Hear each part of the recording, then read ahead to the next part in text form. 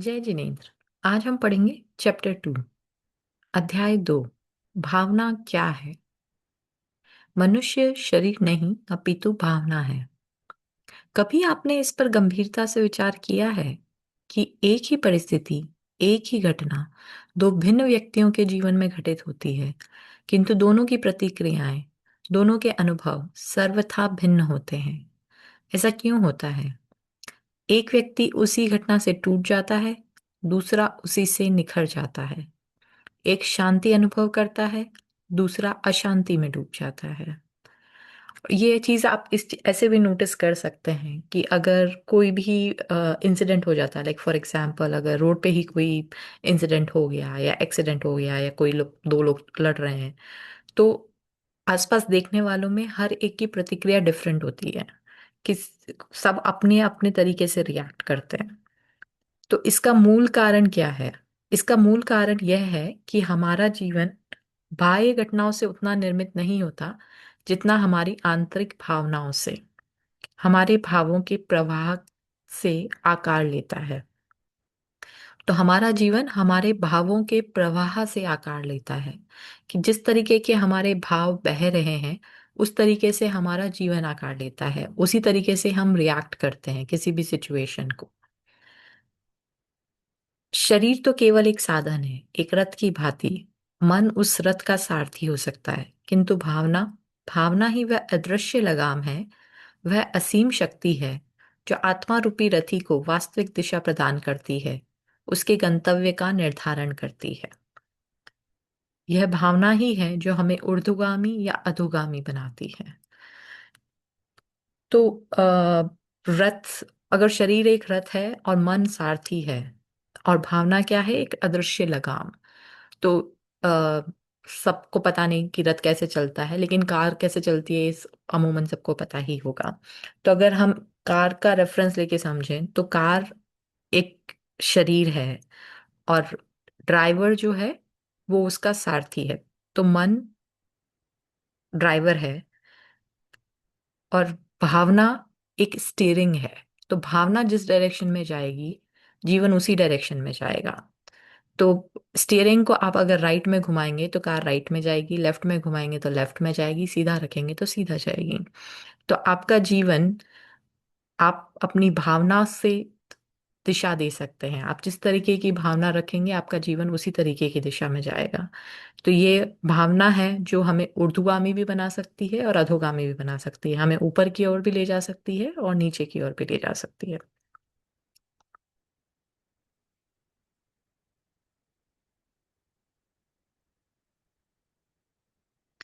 भावना एक ऊर्जा, एक दिशा, एक ग्रहण प्रेरणा। भावना को केवल इमोशन या क्षणिक मनोवेग समझ लेना एक बड़ी भूल होगी। वस्तुतः यह हमारी चेतना की, हमारी आत्मा की वह सूक्ष्म तरंग, वह स्पंदन है जो अंतर्मन की गहराइयों से प्रस्फुटित होती है और हमारे संपूर्ण जीवन, वर्तमान और भविष्य को एक विशिष्ट स्वरूप, एक विशिष्ट पहचान प्रदान करती है। तो भावना को हम general day to day language में एक इमोशन बोल देते हैं कि इमोशन है, एक फीलिंग है। तो इसको सिर्फ एक फीलिंग या इमोशन समझ लेना इज नॉट करेक्ट। ये एक चेतना की और आत्मा की सूक्ष्म तरंग है, सूक्ष्म स्पंदन है। तो ये इमोशन से भी बहुत माइन्यूट है। जो माइन्यूट वाइब्रेशन जो हमारे इनर सेल्फ में होती है, जो हमारे अंतर मन में भाव की उत्पत्ति होती है, वो भावना है। तो वो एक वाइब्रेशन के रूप में आप अपनी बॉडी में फील कर सकते हैं। लाइक फॉर एग्जांपल अगर अभी आपको बहुत तेज गुस्सा आएगा तो आप फील कर सकते हैं कि आपकी बॉडी में कुछ अलग तरीके का कंपन हो रहा है, कुछ वाइब्रेशंस हो रही हैं। तो गुस्सा आप प्रकट कर रहे हैं, आपका शरीर प्रकट कर रहा है या आपकी लैंग्वेज में आप कुछ बोल रहे हैं, लेकिन आपकी अंदर भी एक वाइब्रेशन हो रही है जो कि एक नेगेटिव है और जो बहुत ज्यादा आपको मतलब एंगर के उसमें लेके आती है। तो वो जो वाइब्रेशन है, वो जो सूक्ष्म तरंग है, जो स्पंदन है, वो भावना है। वो एक ऊर्जा है, क्योंकि जो वो वाइब्रेशन के रूप में है तो वो एक ऊर्जा है। जैसे एक नन्हा सा बीज अपने भीतर एक विशाल फलदार वृक्ष की समस्त भावनाओं को छुपाए रखता है, ठीक वैसे ही हमारी प्रत्येक भावना में हमारा भाग्य, हमारा चारित्र्य, हमारा व्यक्तित्व और हमारे जीवन की समग्र गति, यहाँ तक कि हमारी आगामी योनियां भी सूक्ष्म रूप में निहित होती हैं। तो हमारी भावना सिर्फ हमारे लक को, हमारे कैरेक्टर को या हमारी पर्सनालिटी को नहीं डिफाइन करते, या हमारी लाइफ की डायरेक्शन ही नहीं डिफाइन करते, बल्कि ये हमारी लाइफ के बाद की भी डायरेक्शन डिसाइड करते हैं। हमारे लाइफ के बाद में हम किस जीव किस योनि में जाएगा, देवगति में जाएगा, मनुष्य गति में जाएगा, त्रियंज में जाएगा, नरक में जाएगा, उन योनियों का डिसीजन भी हमारी भावनाओं के बेसिस पे ही होता है। तो प्रश्न उठता है, ये भावना आखिर करती क्या है? इसका कार्यक्षेत्र कितना व्यापक है? उत्तर अत्यंत सरल किंतु गहन है। भावना ही हमारे सूक्ष्मतम विचारों के अंकुरण से लेकर हमारी वाणी के माध्यम से उनके प्रकटीकरण और हमारे स्थूल व्यवहार और कर्मों के रूप में उसकी परिणति तक प्रत्येक स्तर पर हमें संचालित एवं निर्देशित करती है। यह वह मूल प्रेरणा है जो हमें किसी भी कर्म में प्रवृत्त या निवृत्त करती है। तो हमारे मन, वचन और काय, इन तीनों से जो भी कर्म हो रहे हैं, उसका फाउंडेशन भावना है। वही है जो हमारे वचनों को डायरेक्शन देती है, वही है जो हमारे एक्शन को डायरेक्शन देती है, और वही है हमारे विचार निर्धारित करती है। तो हमारे जितने भी कर्म बन रहे हैं, वो सब भावना के बेसिस पे ही है। तो ये भावना ही है जो हमें किसी कर्म से प्रवृत्त या निवृत्त कर सकती है। तो ये हमें किसी कर्म में डाल भी सकती है और उस कर्म से निकाल भी सकती है। तो इट्स लाइक एक्शन और इनएक्शन दोनों जो हैं वो भावना के बेसिस पे ही हो रहे हैं। शास्त्र का दृष्टिकोण, आप्त पुरुषों की वाणी। हमारे आप्त पुरुषों ने, सर्वज्ञ देवों ने अपने दिव्य ज्ञान में देखकर जो कहा है वह अकाट्य सत्य है। शास्त्र कहते हैं, भावना भावना देवम कुर्वन्ति, भावना तिर्यंच कुर्वन्ति, भावना नरकम कुर्वन्ति, जम गुणादि भाव मादा कत्ता सोहोदी तस्य भावस्य। अर्थात यही विशुद्ध भावना मनुष्य को देवत्व की सर्वोच्च ऊंचाइयों तक पहुंचाती है, जहां अनंत सुख और शांति है। यही मलिन भावना उसे पशु योनि त्रियंच यति में गली धकेल देती है, जहां अविवेक और पराधीनता है।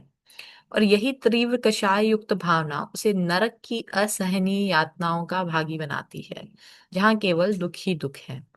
तो कितनी गहराइयों से हमें यह समझना होगा कि हम जो कुछ भी बनते हैं या भविष्य में बनेंगे, चाहे इस लोक में या परलोक में, वह हमारी भावनाओं के सम्यक या मिथ्या निर्माण पर, उसके शोधन या उनकी मलिनता पर ही आधारित होता है।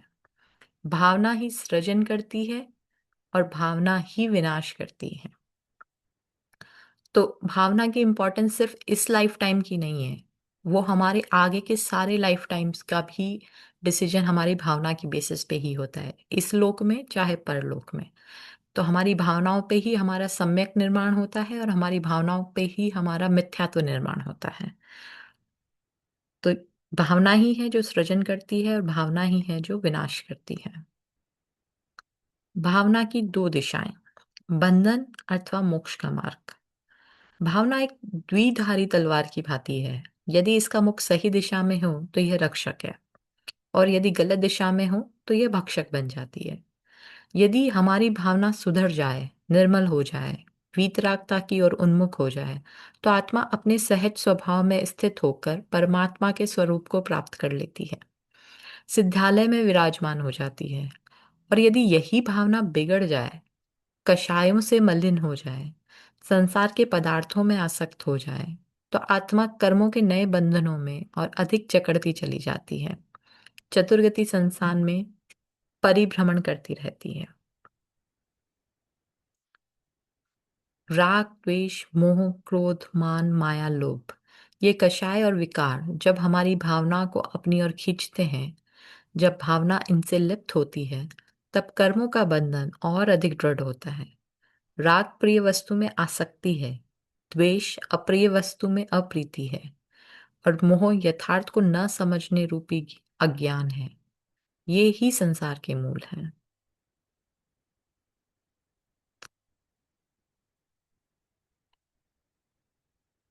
करुणा, मैत्री, प्रेम, प्रसन्नता, उपेक्षा, समता, यह हमारी भावना इन पवित्र सद्गुणों की ओर प्रभावित होती है।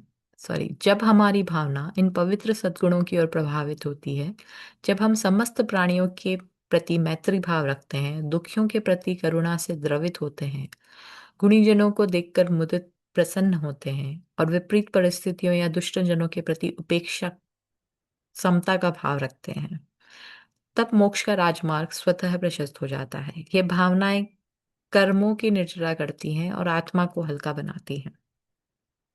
तो ये कुछ भावनाओं के अम, उदाहरण हैं, जो कि लाइक नेगेटिव भावना के रूप में अगर हम देखें तो राग, द्वेष, मोह, क्रोध, मान, माया, लोभ, जो कषाय और विकार हैं। और पॉजिटिव भावनाओं की अगर हम बात करें तो करुणा, मैत्री, प्रेम, प्रसन्नता और समता, ये पॉजिटिव भावनाएं हैं। भावना का स्वरूप सूक्ष्म किंतु अत्यंत प्रभावशाली। हम अपने अंतर मन में प्रतिदिन प्रतिक्षण सहस्त्र लाखों भावनाओं का अनुभव करते हैं। कुछ क्षणिक होती हैं, कुछ अधिक समय तक टिकती हैं, किंतु उनमें से केवल कुछ गिनी चुनी भावनाएं ही इतनी दृढ़, इतनी प्रगाढ़ और इतनी तीव्र हो पाती हैं, जैन दर्शन में जिसे अध्यवसाय की तीव्रता कहते हैं, कि वह हमारे कर्म निर्माण की प्रक्रिया में सक्रिय एवं निर्णायक भूमिका निभा सके। एक मंद कषाय अल्प कर्म बांधता है, जबकि तीव्र कषाय प्रगाढ़ कर्म का हेतु बनता है। तो भावनाएं हर पल हमारे मन में चल रही होती हैं और हमारे मन में उत्पन्न होती हैं, लेकिन जो दृढ़, प्रगाढ़ और तीव्र भावना होती है, उससे हमारे कर्म के निर्माण होते हैं। अगर 1 सेकंड 2 सेकंड के लिए भावना आई और चली गई, तो शायद उसका इतना कर्मबंध नहीं होगा जितना कि वो भावना आपकी बहुत समय तक रही और वो बहुत तीव्र आई, बहुत ही प्रगाढ़ रही, तो उससे आपका कर्म जरूर बंधेगा। मंद कषाय अल्प कर्म मानता है, जबकि तीव्र कषाय प्रगाढ़ कर्म का हेतु बनता है। तो मंद कषाय भी आया तो उससे छोटा कर्म बंधेगा, और तेज कषाय आया, तीव्र कषाय आया तो उसे प्रगाढ़ कर्म का हेतु बनता है। तो जैन दर्शन में इसको अध्यवसाय कहते हैं, अध्यवसाय की तीव्रता कहते हैं। और यह ध्रुव सत्य है जिससे प्रत्येक आत्मार्थी को अपने हृदय में अंकित कर लेना चाहिए। जैसी भावना वैसा कर्मबंध, जैसा कर्मबंध वैसा फल, और वैसा ही भाग्य। इसलिए अपनी भावनाओं को जानना, उनके स्वरूप को पहचानना, उनके उद्गम और उनके परिणामों को समझना, यह मानो अपने वर्तमान और भविष्य की रूपरेखा को जानना और उसे संवारने का प्रयास करना है। यह आत्म जागृति का प्रथम सोपान है।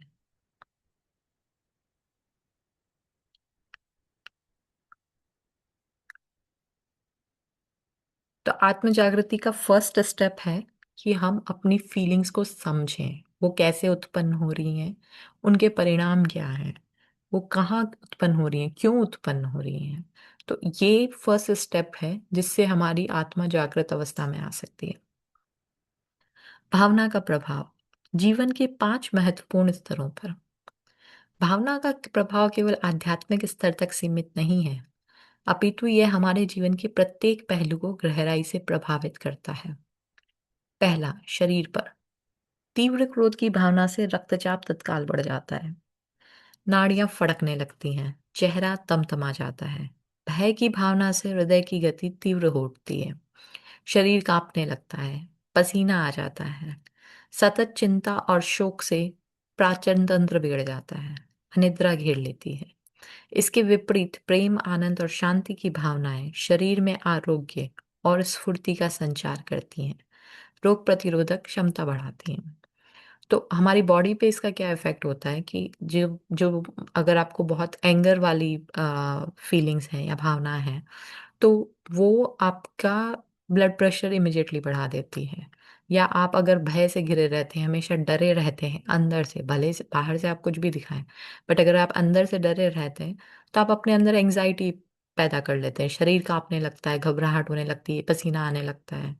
और अगर आप अंदर से या आपकी भावनाएं हमेशा चिंता में रहती है या किसी शोक में रहती है, तो आपका डाइजेशन सिस्टम बिगड़ जाता है, या फिर आपको इंसोम्निया या अनिद्रा हो सकती है। इसके अपोजिट अगर आप अपनी अंदर भावना डेवलप कर लेते हैं प्रेम, आनंद और शांति की, अगर आप पीसफुल हैं, if you are in love, if you are in bliss, तो आपके शरीर में आरोग्य, आप स्वस्थ रहेंगे और आपकी रोग प्रतिरोधक क्षमता भी बढ़ेगी। सेकेंड इफेक्ट है मन पर। नकारात्मक भावनाएं जैसे घृणा, ईर्ष्या, प्रतिशोध मन में निरंतर अवसाद, अशांति और निराशा को जन्म देते हैं, जिससे मानसिक संतुलन बिगड़ जाता है। वहीं सकारात्मक भावनाएं जैसे संतोष, कृतज्ञता,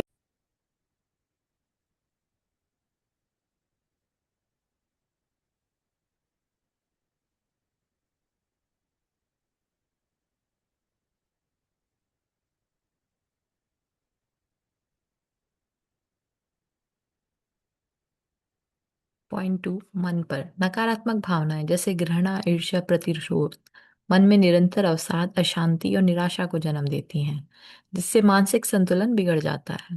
वहीं सकारात्मक भावनाएं जैसे संतोष, कृतज्ञता, उत्साह मन को प्रसन्न, शांत और ऊर्जावान बनाती हैं, जिससे एकाग्रता और निर्णय क्षमता बढ़ जाती है।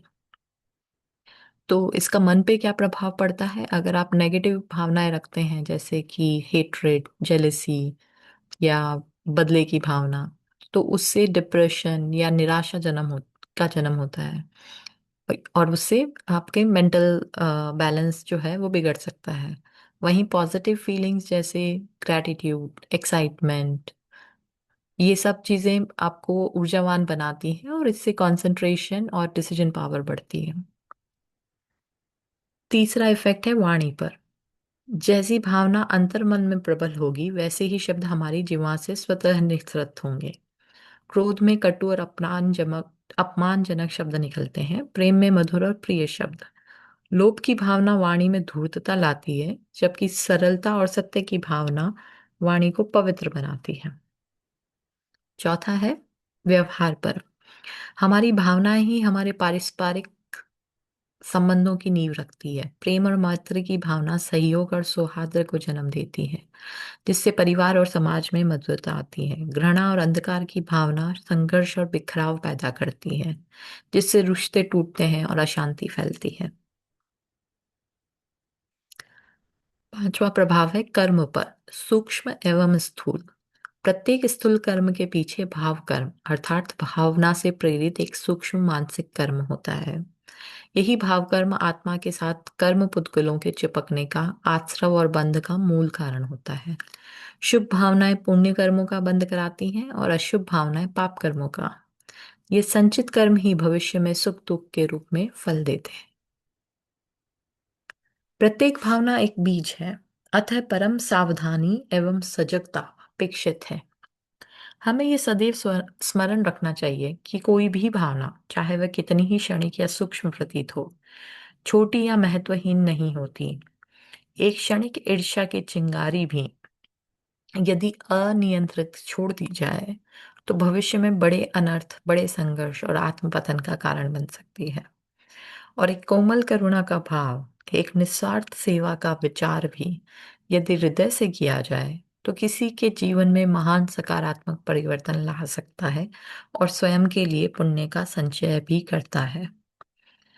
जैसे एक माली अपने बगीचे में उगने वाले प्रत्येक पौधे के प्रति सजग रहता है, उपयोगी पौधों को सींचता है और खरपतवार को तुरंत उखाड़ देता है, वैसे ही हमें अपने मन रूपी उद्यान में उठने वाली प्रत्येक भावना के प्रति सजग रहना चाहिए, जागरूक रहना चाहिए।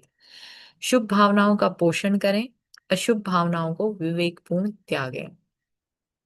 जैसे इस बीज में वृक्ष की समस्त भावनाएं संभावनाएं छुपी होती हैं, ठीक वैसे ही हमारी प्रत्येक भावना में हमारा भविष्य, हमारी अगली गति और हमारा आत्मिक उत्थान या पतन सूक्ष्म रूप से छिपा होता है। तो ये बहुत अच्छा एग्जाम्पल दिया है कि जैसे गार्डनर होता है तो वो उपयोगी पौधों को सींचता है, और जो खरपतवार ऐसे ही उग जाती है साइड में, उनको तुरंत उखाड़ देता है। ऐसे ही हमें भी अपनी अच्छी भावनाओं का पोषण करना चाहिए और अशुभ भावनाओं का विवेकपूर्ण त्याग करना चाहिए। लेकिन ये हम कब करेंगे? जब हम, सबसे पहला स्टेप होगा, हमें आना होगा ऑब्जर्वर माइंडसेट में। ऑब्जर्वर माइंडसेट क्या, कि आप अपनी भावना को देख सकें। आजकल की हमारी जो लाइफस्टाइल है उसमें हम इतने ऑटो पायलट मोड पे होते हैं कि हम अपनी तरफ, खुद के अंदर क्या हो रहा है इस पे फोकस डाल के देखते ही नहीं है कि मेरे अंदर क्या हो रहा है। बाहर क्या हो रहा है, हमारी लाइफ बस उसी में उलझी हुई है। तो जब आप ऑब्जर्वर माइंडसेट में आएंगे और तब आप अपने खुद को देखेंगे कि अच्छा, आज के दिन मैंने क्या किया, मैंने ऐसे क्यों बिहेव किया, या मैंने ऐसे क्यों बोला, उसमें आप देखेंगे मेरे अंदर क्या भावना उत्पन्न हुई। तब आप छटनी कर सकते हैं कि अच्छा, अच्छी भावना कौन सी है और बुरी भावना कौन सी है। जब तक आप अपने अंदर ही नहीं देखते, आप अपने आप को ही ऑब्जर्व नहीं करते, अपनी आत्मा के साथ संवाद नहीं करते, तब तक आप ये छटनी भी नहीं कर पाएंगे। तो सबसे पहला स्टेप जो भावना योग के लिए लेना बहुत जरूरी है, कि अपने आप से संवाद करना सीखना, अपनी आत्मा में झांक के देखना, अपनी को एक ऑब्जर्वर माइंडसेट में लेके आना कि how am I behaving, how am I reacting, why am I reacting in that way.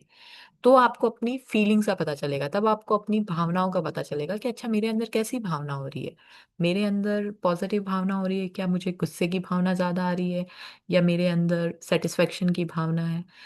तब आप डिसाइड कर सकते हैं कि मुझे किन को बढ़ाना है और किन को मुझे अपने अंदर से रिलीज करना है।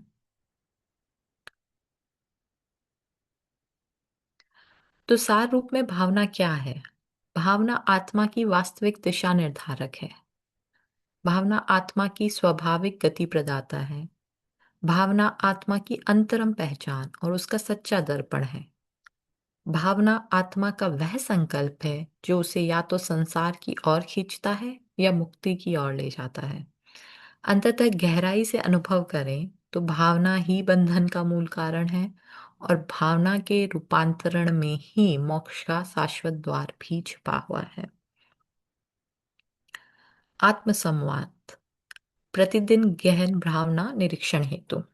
तो ये है एक आत्मसंवाद की जो प्रैक्टिस के कुछ स्टेप्स हैं, जो कि सबको करने चाहिए डेली। से आज से ही आप डेली अपने लिए 5-10 मिनट का टाइम निकाल के ये जो क्वेश्चंस हैं, इनको, इन पे फोकस करें, खुद से देखें, खुद की भावनाओं को समझने की कोशिश करें। दिवस के समापन पे, एंड ऑफ द डे, जब संसार का कोलाहल शांत हो जाए, तब एकांत में बैठकर शांति में स्वयं से पूछें, आज दिन भर मैंने अंतर्मन में कौन सी भावना प्रमुख रूप से और कितनी देर तक विद्यमान रही? शांति की, क्रोध की, प्रेम की, या ईर्ष्या की? तो आप खुद से पूछें डेली, नाइट में सोने से पहले या शाम को कभी भी 15-20 मिनट का टाइम निकाल के, कि आज मेरे लिए जो प्राइमरी भावना रही मेरे दिन भर में, वो किस चीज की रही। क्या मैं दिन भर क्रोध में रहा, क्या मैं दिन भर प्रेम में रहा, या मैं दिन भर जेलसी में रहा। किन विशेष प्रसंगों या व्यक्तियों के संपर्क में मेरी भावनाएं सहजता से सकारात्मक रहीं, और किन प्रसंगों व अनायास ही नकारात्मक हो गईं।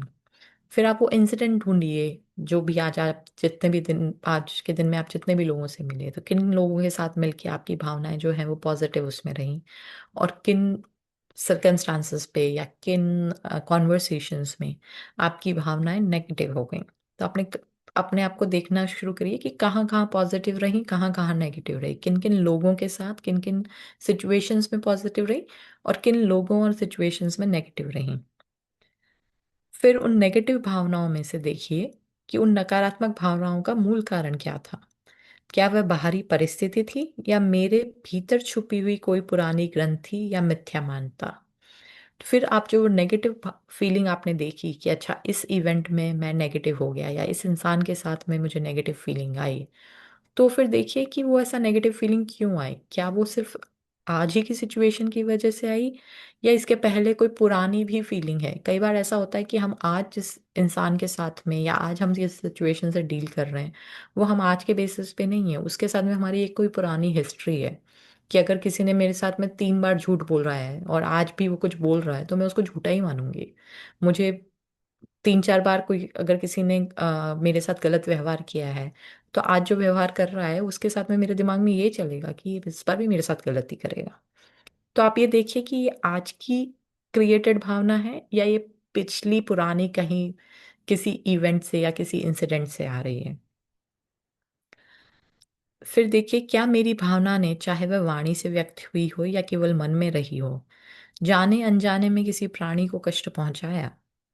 तो आपको ये देखना है कि क्या आपसे ऐसा कुछ हुआ जिससे किसी को, किसी की फीलिंग हर्ट हुई हो या किसी को बुरा लगा हो।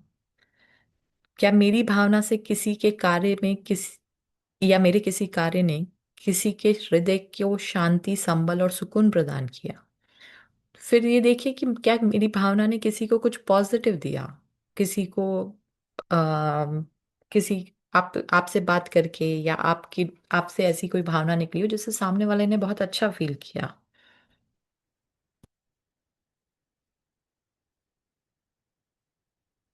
अगला है, क्या मेरी आज की समग्र भावनाएं मुझे आत्मविकास, आत्मशुद्धि और शाश्वत शांति की ओर ले जा रही हैं, या पुनः संसार की क्षणभंगुर बाहरी दौड़ में उलझा रही हैं।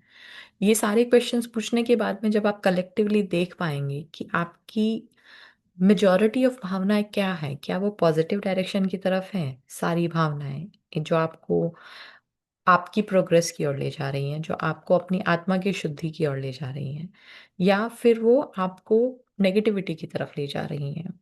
और ये प्रैक्टिस करने का मतलब बहुत इजी तरीका ये भी रहेगा कि अगर आप पेपर पेन लेके नोट करना शुरू करें, क्योंकि जब आप डेली बेसिस पे इसको, इन 4-5 जो ये क्वेश्चंस हैं इनको लिखेंगे, सोचेंगे, नोट्स बनाते जाएंगे, तो 5-6 दिन में आपके पास में एक डेटा क्रिएट इकट्ठा हो जाएगा अपने बारे में कि आपकी मेजॉरिटी ऑफ भावनाएं कैसी उत्पन्न होती हैं।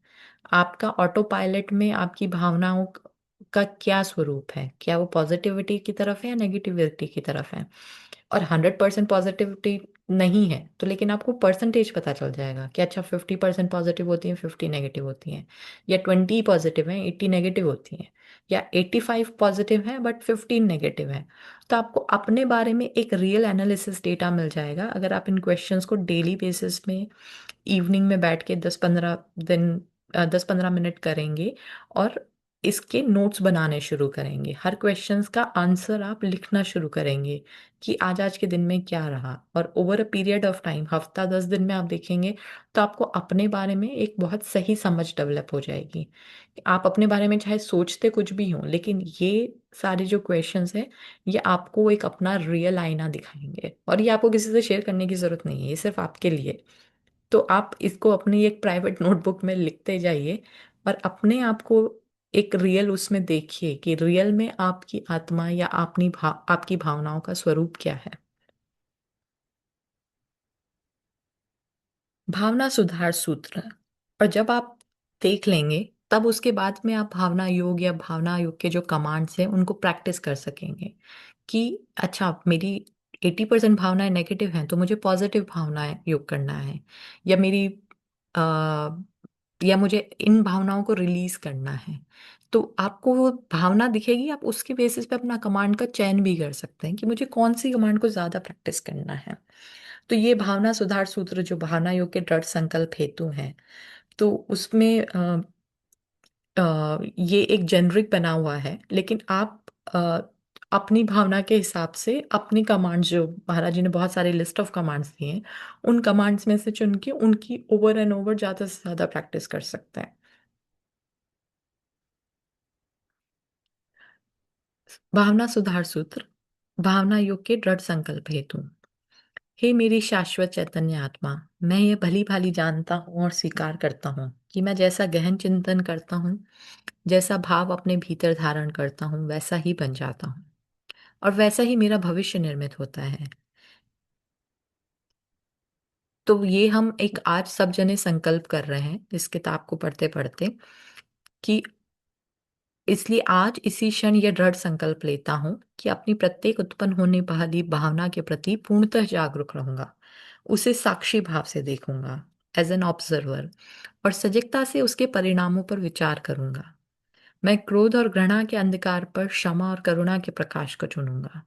मैं द्वेष और ईर्ष्या की संकीर्णता के स्थान पर मैत्री और मुदिता को की विशालता को चुनूंगा। मैं विवाद, भय और आसक्ति के बंधनों के स्थान पर समता और वैराग्य की स्वतंत्रता को चुनूंगा। अपनी भावनाओं को इस प्रकार निर्मल और ऊर्ध्वगामी बनाना ही मेरे जीवन का प्रथम और सबसे महत्वपूर्ण भावना योग है, और मैं इस पर निरंतर अग्रसर रहने का पुरुषार्थ करूंगा। मुझे अपने अनंत आत्मिक बल पर विश्वास है। तो यह एक संकल्प स्टेटमेंट है जो कि मतलब इस चैप्टर से हमने समझा कि भावना कैसी होती है, पॉजिटिव होती है, नेगेटिव होती है। तो ये एक संकल्प है कि हम भावनाओं को साक्षी भाव से देखेंगे। जो ये 5-6 क्वेश्चंस हैं उनको डेली नोटिस करेंगे और नेगेटिव फीलिंग्स की जगह पॉजिटिव फीलिंग्स को चुनेंगे। तो क्रोध और घृणा के अंधकार पे आपको क्षमा एंड करुणा को चुनना है। तब अपने लिए डेटा बनाते जाइए, अपने आप को ऑब्जर्व करते जाइए, साक्षी भाव से देखते जाइए डेली, और अपनी जो भी नेगेटिव भावनाएं हैं उनकी जगह पे सकारात्मक भावनाओं का भावना योग कमांड देंगे। तो वो भावना योग कैसे करना है वो हम आगे के चैप्टर्स में जैसे जैसे आगे बढ़ते जाएंगे वैसे सीखेंगे। बट अभी के लिए ये है कि आप डेली बेसिस पे खुद की भावनाओं को नोट करना शुरू करिए, खुद को साक्षी भाव से देखना शुरू करिए, और अपने लिए सजगता से देखिए कि पॉजिटिव भावनाएं कौन सी हो रही है, नेगेटिव कौन सी हो रही हैं। And be honest to yourself, be honest with yourself. आप जितना अपने आप को ईमानदारी से देखेंगे, आप उतनी ही जल्दी अपनी भावनाओं का परिवर्तन कर पाएंगे, और उतनी ही जल्दी आपके जीवन में वो पॉजिटिविटी आ जाएगी, क्योंकि आप नेगेटिव भावनाओं को बहुत क्लियरली एक्सेप्ट कर रहे हैं, उन्हें देख रहे हैं और उन्हें बदलने के लिए अ, पुरुषार्थ कर रहे हैं। So this is about chapter 2। कल हम पढ़ेंगे चैप्टर 3। जय जिनेन्द्र सभी को।